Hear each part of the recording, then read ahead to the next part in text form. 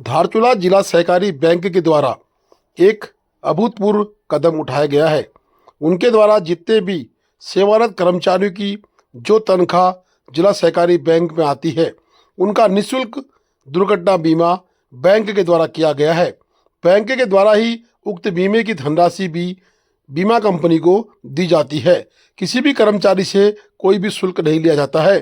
साथ ही एक बड़ी पहल बैंक ने की है। अभी कुछ दिनों पूर्व शोभन सिंह जो कि अध्यापक थे, उनका पहाड़ी से पत्थर लगने से सर पर चोट लगने से मृत्यु हो गई थी।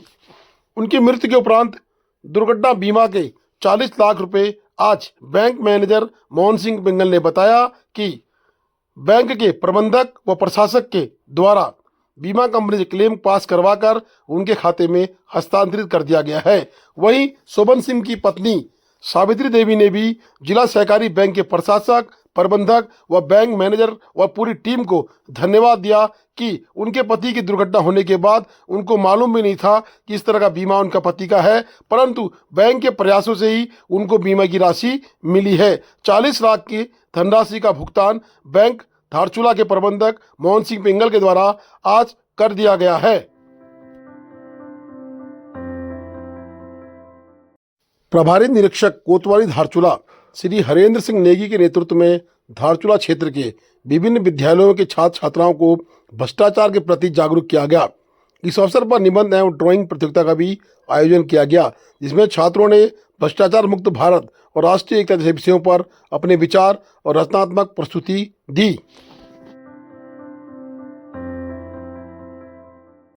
आठगांव सीलिंग मेला महोत्सव 2025 का शुभारंभ विधायक पिथौरागढ़ मयूख कुमार के द्वारा रिबन काट के कार्यक्रम का शुभारंभ किया गया।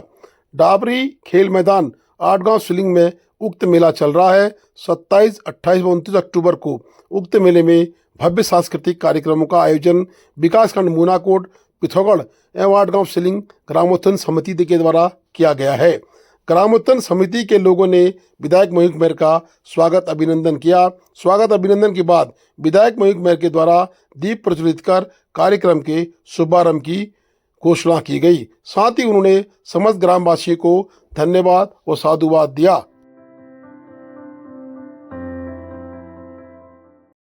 मुंशियारी के एसडीएम कार्यालय में आज हुई जमकर नारेबाजी। 21 दिन से लापता प्रदीप दरियाल की खोज में पुलिस हुई नाकाम। बलवाकोट पुलिस के खिलाफ लगी नारेबाजी। एसआईटी गठित की मांग को लेकर मुंशियारी में जुलूस और प्रदर्शन हुआ। बता दें कि 21 दिनों से लापता पातो निवासी प्रदीप दरियाल की खोजबीन के लिए एसआईटी की मांग लगातार जनता कर रही है। एसडीएम खुशबू पांडे ने कहा कि तत्काल जिलाधिकारी को उक्त ज्ञापन भेजा जाएगा। ग्राम पंचायत पातो से 32 किलोमीटर की यात्रा करने के बाद प्रदीप के गांव के ग्रामीण भारी संख्या में तहसील मुख्यालय पहुंचे। मुंशियारी बचाओ संघर्ष समिति के बैनर तले निकले जुलूस प्रदर्शन में पुलिस प्रशासन की लापरवाही को लेकर जोरदार नारेबाजी की गई। उपजिलाधिकारी कार्यालय परिसर में हुई सभा में पूर्व जिला पंचायत सदस्य तथा समिति के संयोजक जगत मर्तुला ने कहा कि पुलिस 21 दिन के बाद भी प्रदीप दरियाल की खोजबीन के मामले में कोई साक्ष्य देने की स्थिति में नहीं है। प्रदीप दरियाल के पिता ललित सिंह दरियाल ने कहा कि 21 दिन में संतोषजनक कार्रवाई नहीं हुई और स्पेशल पुलिस बल भी नहीं गठित किया गया। सभा को पूर्व प्रधान मनोहर सिंह दरियाल, नरेंद्र सिंह ढकरियाल, श्रीराम धर्मजत्तू, लोक बहादुर सिंह जंगपागी, दराती महिला मंगल दल की अध्यक्षा बिस्मती देवी बुरफाल, लोक अधिकार मंच के संयोजक रुद्र सिंह पंडा, देवर सिंह देवा, मनोहर सिंह टोलिया आदि ने संबोधित किया।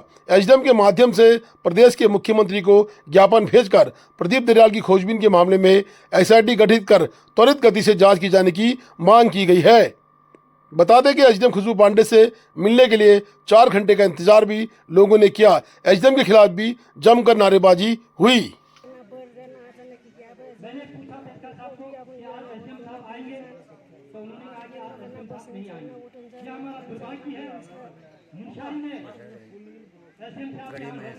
और शासन प्रशासन से कुछ सहयोग चाहेंगे आप?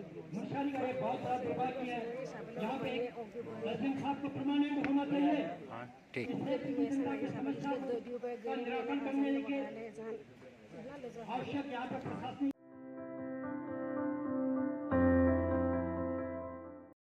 धारचूला में हिलबेज कंपनी के द्वारा धारचूला से बलवाकोट तक चौड़ीकरण का कार्य किया जा रहा है। 22 किलोमीटर में कार्य पूरा कर लिया गया है। ये बीआरओ के सुभाष कुमार ने बताया, परंतु 13 किलोमीटर में अभी लैंड नहीं मिल पा रही है। 6 मीटर लैंड के बाद 2 मीटर की और आवश्यकता है, जो कि प्रभावितों को हटाने के बाद ही मिलेगी। लगातार वाहनों का दबाव बढ़ रहा है, वहीं सड़क की हालत जर्जर हो गई है। चौड़ीकरण के नाम पर सड़क खोद के रख दी गई है और सड़क खोदने के बाद अभी तक उक्त सड़क का कोई भी हिस्सा नहीं सुधरा है। साथ ही बता दें कि धारचूला के अंदर जो कार्य चल रहे हैं, उन कार्यों का मलबा भी अनवर चौक में लगातार दिखाई दे रहा है। धारचूला में जो भी कार्य कर रहे हैं, चाहे वो व्यावसायिक कार्य हो, चाहे वो व्यक्तिगत कार्य हो, लेकिन जो भी सामग्री धारचूला में उतर रही है वो सड़कों में बुरी तरह से पड़ी है। वहीं चौड़ीकरण के नाम पे लोगों के साथ धोखा हुआ है, ये भी बताया गया।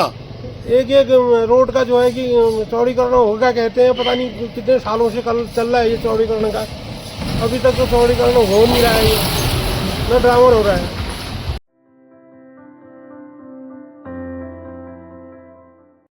एसएसबी की 11वीं बटालियन डिडियाट, जैकलाई की 12वीं बटालियन व आईटीबीपी की 7 बटालियन ने मिलकर short route petroleum tri junction चीन नेपाल बॉर्डर प्रति 18,500 फुट में तिरंगा झंडा गाड़ दिया है। बहुत बड़ी बात है कि एसएसबी, जैकलाई, आईटीबीपी के द्वारा संयुक्त रूप से मिलकर short route petroleum tri junction चीन नेपाल बॉर्डर के 18,500 फुट पर फतह हासिल की। सबको बधाई है।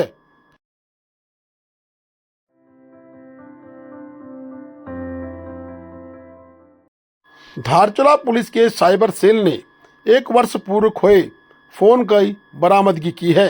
बता दें कि धारचूला के पेशकार खीमानंद भट्ट का 1 साल पूर्व फोन चोरी हो गया था या फिर खो गया था। आज उसको साइबर सेल की मदद से प्राप्त कर लिया गया है। उक्त फोन प्राप्त करने के बाद खीमानंद भट्ट को वापस लौटा दिया गया है। एक मजदूर के द्वारा उक्त फोन किसी से 12,000 रुपये में खरीदा गया था।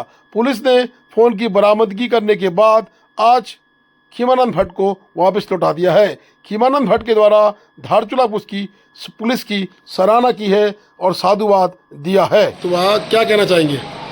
बहुत अच्छी उपलब्धि मिली मेरे को, मतलब पुलिस द्वारा वो किया गया। इसका श्रेय किसको देंगे? पुलिस विभाग। हाँ, धारचूला पुलिस को बहुत बहुत धन्यवाद देता हूँ। Please do like, share and subscribe DCL News.